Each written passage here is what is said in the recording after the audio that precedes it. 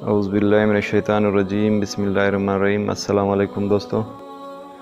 حضرت عبداللہ بن عمر رضی اللہ تعالیٰ عنہ نبی کریم صلی اللہ علیہ وسلم کا ارشاد نقل کرتے ہیں کہ اسلام کی بنیاد 5 ستونوں پر ہے۔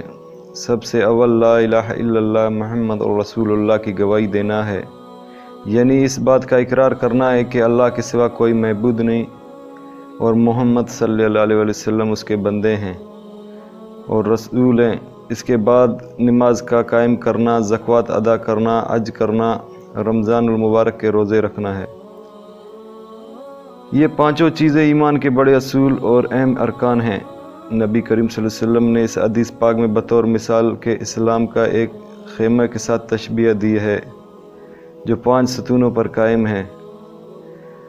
پس کلمہ شہادت خیمہ کے درمیانی لکڑی کی طرح ہے اور بقیہ چاروں ارکان بمنزلہ ان 4 ستونوں کے ہیں جو 4 کونوں پر ہوں۔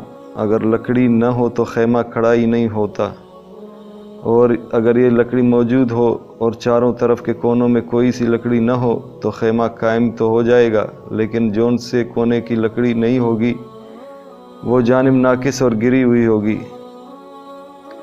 اللہ پاک ہمیں عمل کرنے کی توفیق عطا فرمائے۔ وآخر دعوانا الحمدللہ رب العالمین۔ السلام علیکم۔